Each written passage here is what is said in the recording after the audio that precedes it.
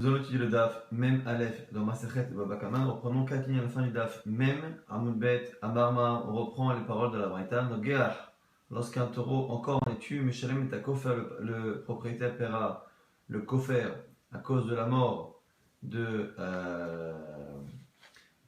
la personne, et Rova, celui par contre, l'animal qui a une relation avec un être humain, et non Meshalem est à Kofer, le propriétaire ne paiera pas le Kofer.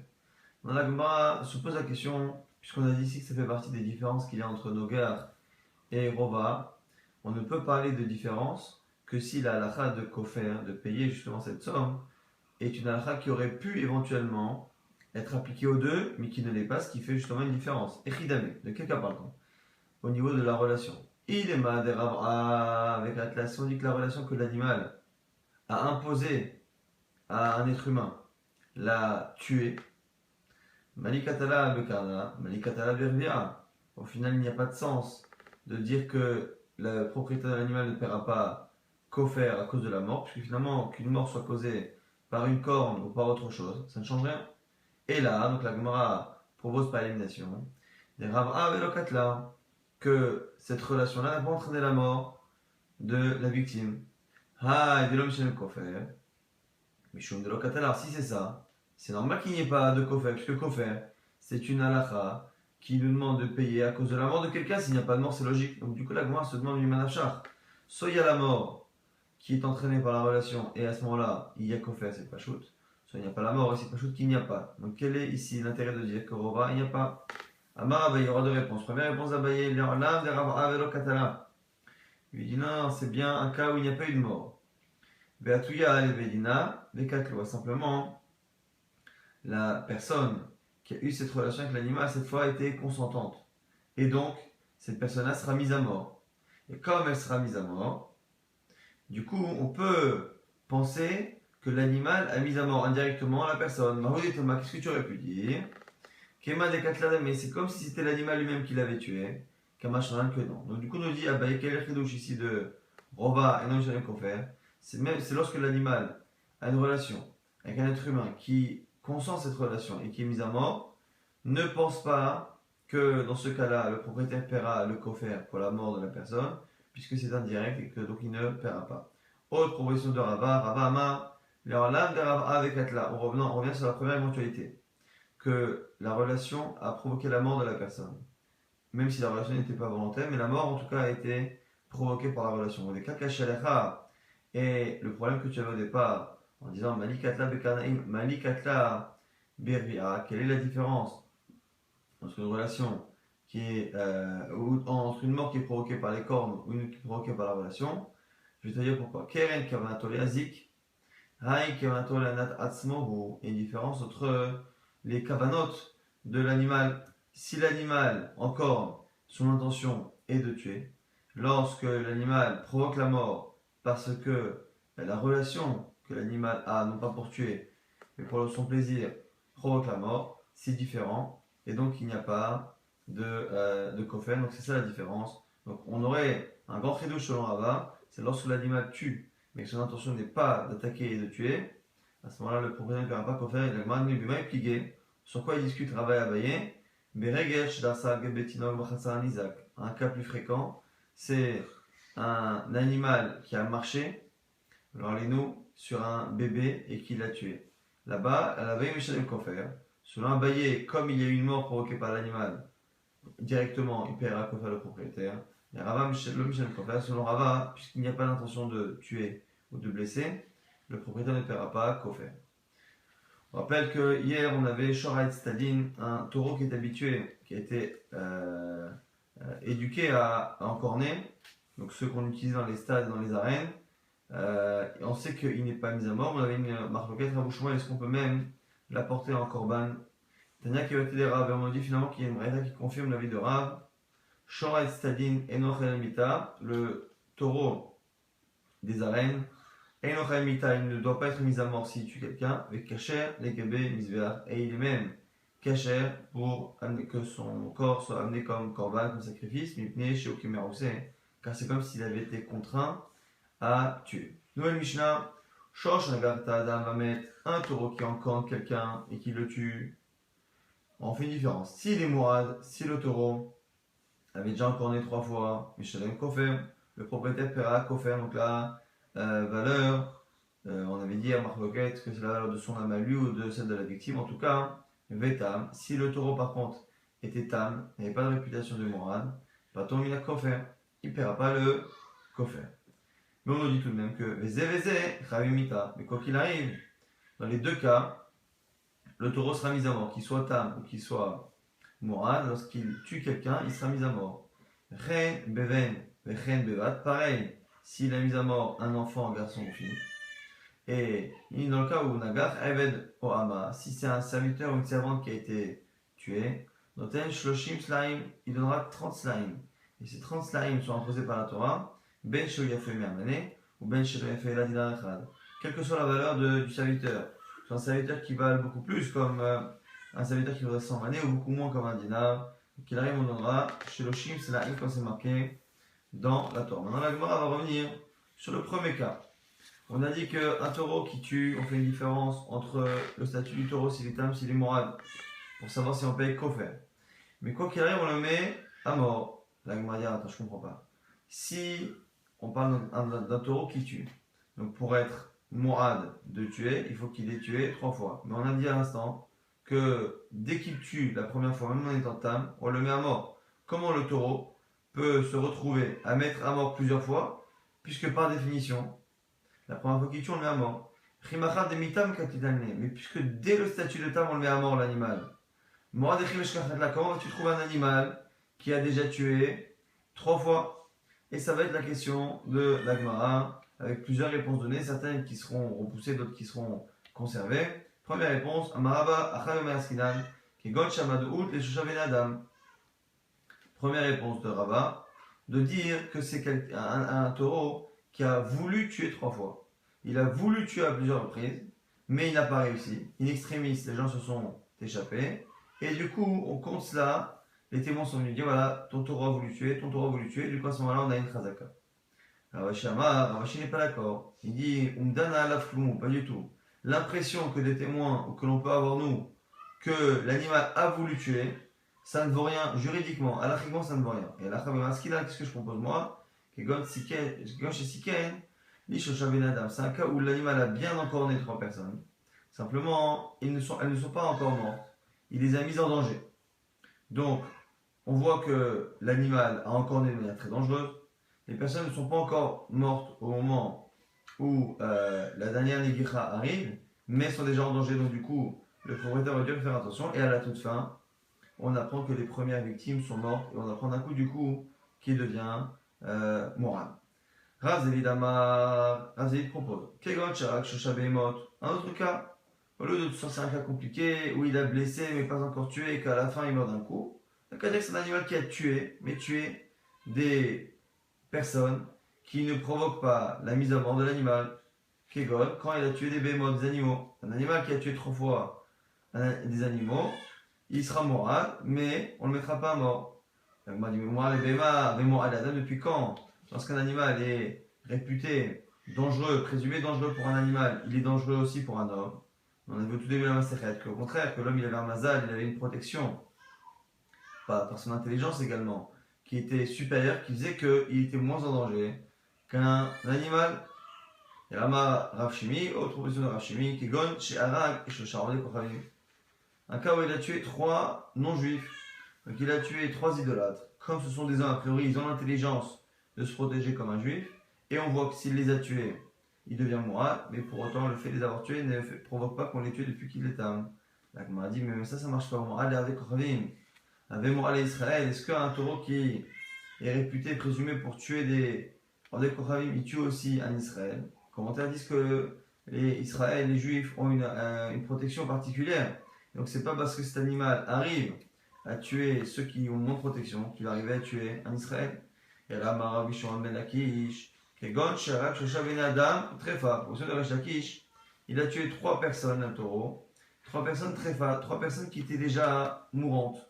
Donc 3 personnes qui étaient déjà avec une maladie ou quelque chose qui disait qu'ils étaient mourants. Donc, alachiquement, ça n'est pas considéré comme étant un meurtre, puisque la personne est déjà considérée comme étant presque morte avant même ça. En tout cas, c'est pas une personne que l'on met à mort, puisqu'elle est déjà mourante.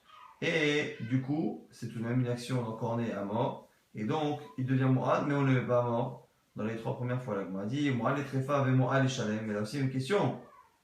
Quand l'animal tue et encorne des gens mourants, ça ne veut pas dire qu'il sera capable de le faire pour des gens en bonne santé. Et là, Rafapa, des katal varak lagma, des katal varak lagma. Proposition de Rafapa, c'est un animal qui tue et qui, à chaque fois qu'il tue, s'enfuit. Donc, il tue et il s'enfuit, donc on ne peut pas le mettre à mort. Il revient, et le jour où il revient, il tue et il se renfuit. Et du coup, on a un cas où le taureau a encorné plusieurs fois et mis à mort plusieurs fois des personnes sans que nous-mêmes on ait pu le tuer depuis les premières fois. Autre proposition, un cas où il y a eu à double reprise des Edim Zomemim. Edim Zomemim, c'est lorsque l'on a des témoins qui témoignent de quelque chose et que d'autres témoins viennent dire que ces témoins-là sont des faux témoins, puisque le jour où ils sont censés avoir vu la chose, ils étaient ailleurs, à un autre endroit, et donc c'est pas possible qu'ils témoignent. Donc ici, on va avoir plusieurs paires de témoins. On a les paires de témoins qui disent que l'animal a encore né. Première paire de témoins qui dit l'animal a encore né. Deuxième qui dit encore l'animal a encore né, ainsi de suite. Ces témoins qui disent cela sont rendus zomémi, donc sont rendus faux témoins, par, on va dire, une paire de témoins. Et donc cette paire de témoins vient dire, voilà, tous ces témoins qui ont dit que le taureau est mourad sont des faux témoins. Ce qui fait qu'aux yeux de tout le monde et aux yeux du propriétaire, le taureau n'est plus lui-même mourad. Il redevient tam, puisqu'on imagine que les témoins qui ont témoigné sur lui sont des faux témoins. Mais après coup, donc on ne met pas à mort l'animal évidemment, et après coup, on a encore une autre paire de témoins qui vient et qui dit, vous savez, la paire de témoins qui a dit que les témoins étaient faux, c'est eux-mêmes qui sont des faux témoins. Et donc on rend à nouveau les premiers témoins qu'on a pensé être des faux témoins, on les rend à nouveau des vrais témoins. Et donc c'est ce qui fait ce décalage, que les premières fois l'animal a tué sans qu'on le mette à mort, et que d'un coup, on va dire qu'il est mourad, parce que ça n'est que après coup qu'on a réalisé réellement que les témoignages étaient valables. On va dire, Anicha, il est Torah Beinan, Shapir. Je comprends. Si tu dis que le but du témoignage et des premiers encornements, c'est de donner un statut au taureau, que le taureau, il est tam et à la fin il devient mourad, Shapir, et là, il est Yaroudé Gavra Beinan. Mais si on dit que le but du témoignage, c'est pour être rendre mourad le propriétaire également, que le propriétaire, on peut maintenant lui dire qu'il sait très bien que son animal est dangereux, qu'il doit le protéger. Mais Maravale, le Abedana, comment ici expliquer qu'il y a un statut de mourad, puisque finalement on est en train de nous dire qu'à chaque fois, le propriétaire n'était pas au courant, puisqu'il pensait légitimement que les témoins étaient faux, il pensait que les deuxièmes témoins étaient faux, et ça n'est qu'à la fin qu'on lui a appris que tous ces témoins étaient finalement des vrais témoins, et donc il est mourad, mais on ne peut pas lui reprocher le faux, il ne pouvait pas savoir. La Gemara dit que des Amrei Kolema des Katib Toré et Gabé Avakava. La Gemara nous dit, c'est parce que c'est un cas où à chaque fois que les témoins ont témoigné, ils disaient que Kolema des Katib Toré Gabé Avakava. Que toutes les fois où ils disent qu'ils ont vu le taureau encorné la première, la seconde, la troisième fois, le propriétaire en question était présent. Ce qui veut dire que pendant tout le temps où on a cru que les témoins étaient faux, les gens, le juge et les gens ont cru que les témoins étaient faux. Mais lui-même, puisqu'il était présent, savait que c'était vrai. Donc lui-même savait que c'était vrai. Et donc comme on lui a dit ton taureau encorné, il était prévenu. Il était prévenu que son taureau devenait mourad. Maintenant nous, extérieurement, on ne le savait pas parce qu'on pensait, à cause d'un faux témoignage, que ces témoins étaient des faux témoins. Jusqu'à ce qu'on se rend compte que finalement ce sont des vrais. Et du coup on s'est rendu compte, nous, après coup, qu'il était mourad, mais lui le savait depuis le départ. Nouvelle proposition, Rabbi Amar Makirin et Balashor, Ve'en Makirin et Ashor. Autre cas où on peut justifier que l'animal soit devenu mourad sans qu'on puisse le mettre à mort, c'est lorsque les témoins disent, voilà, on sait que un taureau de monsieur a encorné, mais on ne sait pas lequel. On connaît le propriétaire du taureau, on connaît le troupeau auquel appartient le taureau, mais on ne sait pas lequel. Donc, attends, mais le pauvre, comment on peut dire mourad? Maya Bevel et les Mevat, qu'est-ce qu'il aurait dû faire? Ils lui disent, Torah, tu as un taureau encorneur dans ton troupeau, Iba'elach nature kuleb karar. Tu dois faire attention à tout ton troupeau. Et du coup, ce sera un cas où la première fois, il est encore né, ils ne savent pas lequel. Il y a un taureau qui est encore né. Seconde fois, il y a un taureau qui est encore né une seconde fois. Et à la fin, ils vont encore né. Et cette fois-là, ils savent, ils reconnaissent que c'est le même que les deux premières fois. Et donc, c'est comme ça qu'il devient morad, d'un coup qu'on n'a pas pu le mettre à mort lorsqu'il était âne. Donc voici toutes les réponses, on ne va pas les répéter, mais pour justifier qu'on peut avoir une situation où l'animal est morad d'avoir tué à plusieurs reprises, alors que normalement, dès qu'il est âme, on le met à mort. Maintenant, on avait vu dans la Mishnah que quel que soit le statut, donc Bentam Ben Morad, Hayumita, Zézé, Hayumita, on le tue quoi qu'il arrive. Nous, Rabban Ibrahita qui nous dit sur le pasouk, au sujet justement d'un taureau qui tue, c'est marqué Sakol, Isakel Ashor. Le shor sera lapidé, et sa chair ne sera pas consommée. Donc, m'a dit, puisque je sais que je dois le lapider. Et ni odea, est-ce que je ne sais pas, chez Nevelahi, que son corps est Nevela, il n'y a pas la shrita, il sera mis à mort par les pierres, et donc du coup, on n'aura pas fait la shrita, il est Nevela. Ou Nevela sur l'achil, et Nevela sur l'achila. Donc pourquoi avoir précisé que cet animal que je vais mettre à mort par les pierres, donc je ne ferai pas la shrita, pour me préciser que je ne dois pas le manger. Pourquoi avoir dit tu ne mangeras pas sa chair?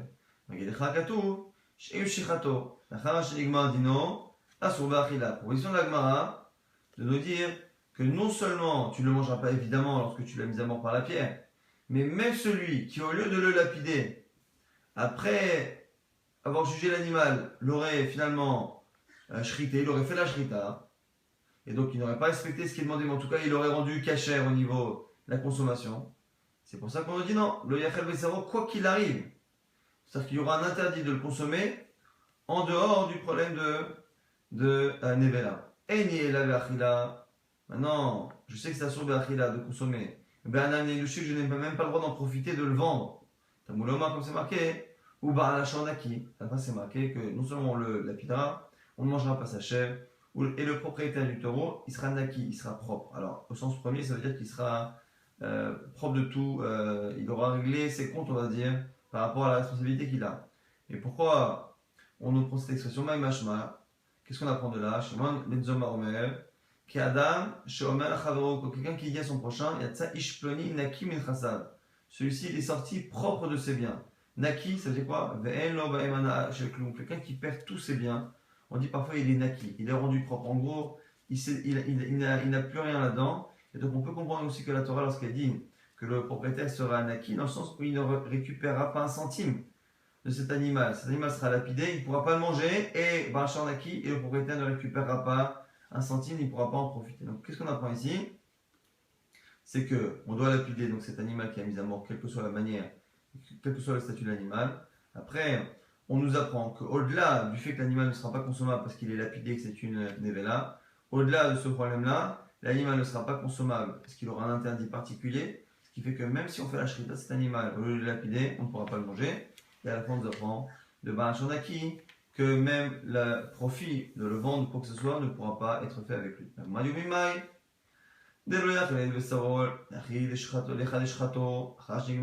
qui me dit maintenant que ce qu'on a dit est vrai? Que lorsqu'on dit que l'animal ne sera pas consommé, c'est dans un cas où il n'a pas été lapidé mais qu'il a fait la shrita.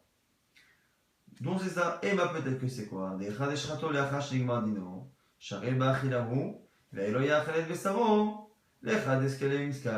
Peut-être que non. Peut-être qu'on ne dit pas ça. Que quand il a fait la shrita, c'est autre chose. Et que ce serait peut-être moutarde. Et qu'en fait, il faut aller par étapes. Et nous dire quoi? Que puisqu'on nous dit que ça colle, il s'accale à champ, le taureau sera lapidé, je sais naturellement qu'il sera assaut, parce que c'est marqué l'autochal kol nevela, l'autochal kol nevela, vous ne mangerez pas de nevela. Et en répétant l'oye achel et bessor, vous ne mangerez pas, j'apprendrai directement qu'il est assaut béana, que j'ai pas le droit d'en profiter. Comment on apprend ça? Qu'il est Rabbi Abaou, comme dit Rabbi Abaou. Et Rabbi Abaou, Desur Nadahu, qu'il est Rabbi Abaou, apprend Rabbi Abaou, c'est une rachat que l'on fait également dans Bassar Bechalav. Bassar Bechalav, le lait et la viande, c'est marqué à 3 reprises que on ne mangera pas Bassar Bechalav, Bassar Bechalav, Bassar Bechalav et Choulé. Et une première fois pour me dire qu'il c'est assourd à la consommation, et une fois, le Tevachegi du Mechila, on n'a pas le droit de le cuire, une fois on n'a pas le droit de le consommer, et une troisième fois on n'a pas le droit d'en profiter. Le même type de raisonnement ici. Rabbi Abaou dit Amar Rabbi Abaou, Amar Rabbi Elazar, non Rabbi Elazar, Kol Makom Shema Lo Yachal, Lo Tochal, Lo Tochel, toutefois c'est marqué et tu ne mangeras pas, tu ne mangeras pas, vous ne mangerez pas. Une fois Achar Isur Achila, Vachad Isur Ana'a Vemashma. Une fois que l'on a dit que c'est interdit de manger, après on étend, la seconde fois où c'est répété, pour dire que c'est la source Ana'a de tout profit, qui est une extension finalement du profit de l'alimentation. Sauf lorsque la Torah te l'autorise de manière claire, comme c'est marqué pour justement la Nevela, c'est marqué l'Otochluk al Nevela, après c'est marqué la guerre. Hacher, Mish'alecha, Titenena, tu la donneras à l'étranger qui est dans tes portes. Vachala, il la mangera, O Machol Anochi, ou tu la vendras à un non-juif. Donc voilà qu'on peut soit le donner en cadeau, soit le vendre. La guerre Benetina, tu peux la donner à un étranger qui vit chez toi le Katoshav, et tu peux la vendre à un non-juif, donc on peut en profiter. Donc, ce même type de raisonnement, on propose de l'appliquer chez nous. Puisque chez nous, on sait déjà à la base que l'animal ne sera pas consommé, puisqu'il sera lapidé. Pourquoi, dès le départ, lorsqu'on dit le yachel, et de savoir lorsqu'on dira que sa chair ne sera pas consommée, pourquoi on ne dit pas que ça vient apprendre qu'il est interdit au profit, et du coup, au bas la chanaki, on l'utiliserait pour autre chose. La Gemara ici, pourquoi on ne peut pas faire ça? Amré, anemilecha denafikle isura achila, isura na'a mikra. Quand est-ce qu'on dit que la répétition du isur achila vient étendre l'interdit de la consommation à l'interdit du profit? C'est quand l'interdit de consommation est marqué, et l'isur achila sont marqués les deux clairement dans le pasuk. Milo yochal, avalacha meshenu. Des isur achila, misakol, isakel, où l'interdit de consommer l'animal qui a tué, d'où on l'apprend. On l'apprend pas, c'est pas marqué qu'il ne doit pas être mangé, c'est marqué qu'il doit être lapidé. Et du coup, moi je déduis que lapidé, il ne sera pas mangé. Mais il n'y a pas encore marqué qu'on ne doit pas le manger. Donc du coup, et du coup, si sur ce taureau-là, alors qu'on n'a jamais écrit une première fois qu'il ne doit pas être mangé, on fait que le déduire du fait qu'il soit lapidé. Si on voulait écrire pour la première fois qu'il ne doit pas être, il doit pas être source de profit, on aurait dit à ce moment-là le yahane, qu'il n'en profite pas. Et pas le yachel. On dit le yachel lorsqu'on a utilisé une première fois le yachel pour la consommation au sens strict du terme, et du coup après, pour parler du profit, on reprend cette expression. Mais si ça n'a jamais été utilisé, on ne dira pas ça. Il a mis ou sinon, le yachel bessaro, la malipro, c'est marqué il ne mangera pas sa chair. En disant le yachel, il ne sera pas mangé. Je comprends qu'il ne sera pas consommé. Et le bessaro, sa chair, pourquoi la mali? Les shrater, quoi qu'il arrive, ça vient m'apprendre aussi que El Bessaro, c'est pour nous dire que non seulement il ne sera pas mangé en tant que tel, mais El Bessaro, même si je fais de lui une chair cachère, une viande cachère, en faisant la shrita, il sera du coup assaut. Donc c'est comme ça qu'on apprend quoi qu'il arrive. C'est Halakha qui nous dit que finalement, lorsqu'on fait la shrita, il assaut. Soit on l'apprend parce que l'Oyachel n'a pas sa place ici pour parler d'Ana'a et que l'Oyachel est évident, soit on l'apprend de El Bessaro. Maintenant, on essaye de proposer des détails sur cette halakha matkif là, Marzoutra. Et mais peut-être que l'interdit de consommer cet animal-là, c'est que Efra de Badak Tsov et Shachalbo, c'est peut-être lorsqu'on a fait la shrita avec une pierre aiguisée, où ça ressemble à skila, c'est le fait de tuer avec des pierres. Et là, on l'a tué avec une pierre, mais en l'aiguisant et en l'égorgeant. Mais peut-être que lorsqu'on l'a tué avec un couteau, ce ne serait pas pareil. Et qu'on appliquerait le Yachel Bessaro que lorsqu'on a fait une shrita qui ressemble à Sakoy Sakel, à tout Sakin, qui était à Baroïta, depuis quand le couteau est marqué dans la Torah? Depuis quand on fait une différence entre un couteau et une pierre aiguisée? Et pourtant c'est marqué Vatna dans une Mishnah, Shochel Magaliad, Bessor, Bakane, Shrita Tokshera. Quelqu'un qui fait la shrita, que ce soit avec un manche, que ce soit avec une pierre, que ce soit avec un canet, une sorte de roseau aiguisé, quoi qu'il arrive, la shrita, l'essentiel, c'est que la gorge soit tranchée, égorgée d'une certaine manière et assez rapidement, et on ne fait pas de différence entre un couteau et une pierre. En tout cas, Vashta, Denarkale, Isura Chila, Isura Naam, Ilo Yachalet Bessaro, Baalashor, Naki, Lamali. Maintenant, on a vu selon Rabbi Abaou que finalement, Lo yachel et besaro, ça vient m'apprendre que non seulement on ne mangera pas, mais on ne profitera pas. Donc, on a vu soit par exemple, comme ce qu'on a dit à la toute fin, on a dit que et besaro, c'est pour m'apprendre que et besaro pour m'apprendre que même si on en fait une viande cachère, on ne pourra pas le consommer. Et lo yachel, selon Rabbi Abaou, lo yachel, puisque on sait déjà que c'est assour be'achila, à la consommation, lo yachel, si la répétition, ça vient m'apprendre au final que je ne pourrais pas en profiter. Alors, Baal Shanaki, à quoi ça sert? On avait dit que ça nous apprenait au départ, on avait dit que ça nous apprenait le Issourana, l'agma dit la natte, en gros, pour dire qu'on n'a pas le droit de profiter de la viande, mais même de profiter de la chair, de la peau. C'est-à-dire que même ce que dit Rabbi Abaou, que de l'oyachel on apprend l'interdit de profiter, c'est de profiter de la même chair qui est interdite à la consommation, mais la peau c'est différent. On a besoin d'inverser. La natte, en gros, profiter de la chair. Et ça, Kadat, tu aurais pu penser. Mais ça rodea sur Bana, il n'y a que la chair qui est interdite à la consommation et au profit. Alors, en gros, Nishtare Bana, mais la peau qui n'est pas consommée serait autorisée même au profit. Comme Ashwalan, Barashanaki, c'est pour ça qu'on a dit Barashanaki. Maintenant, la Gemara dit que le problème c'est que cette dracha de Barashor, elle est utilisée pour autre chose. Alors, si c'est ça, comment on va apprendre que la peau est interdite au profit?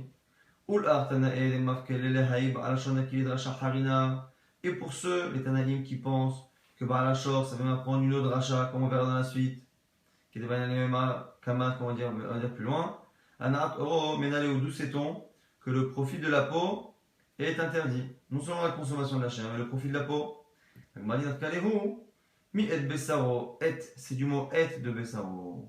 Hatafel et besaro. En disant et besaro, sa chair, mais le et est en trop. Le et étant en trop, c'est pour nous apprendre non seulement la chair, mais l'interdit de profiter de l'oyachel et de besaro. Il va pour la chair et pour ce qui est tafel, ce qui lui est associé.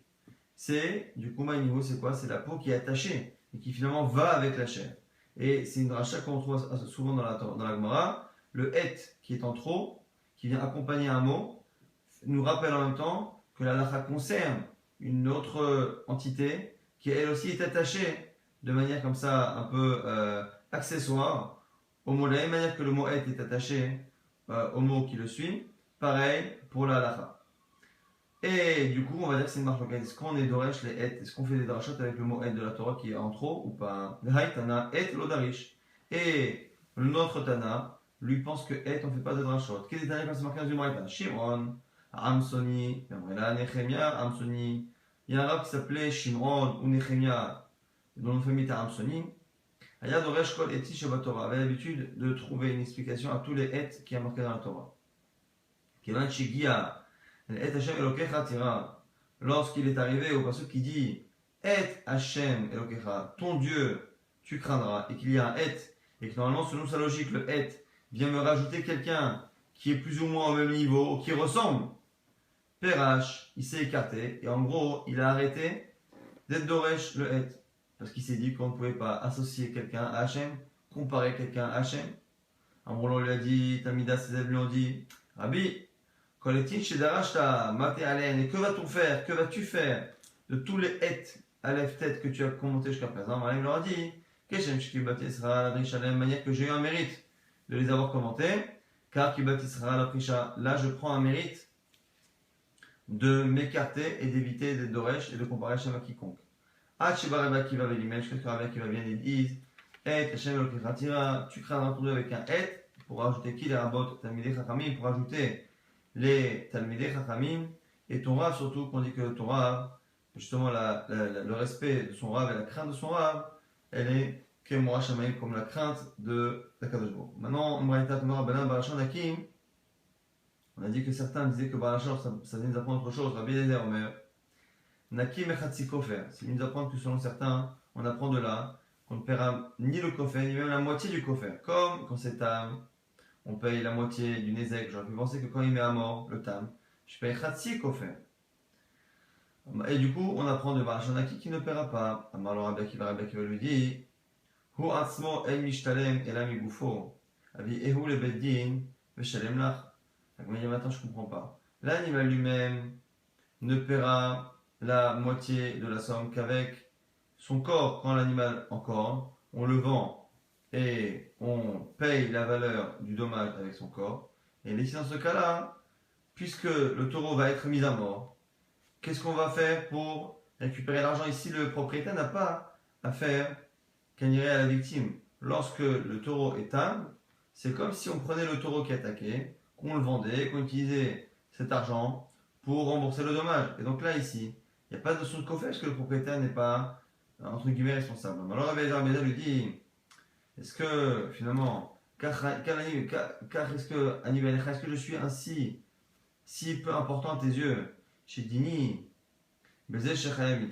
pour que tu crois que je parlais d'un cas où le taureau était Chayamita, Dini est là, que chez Emit et Adam,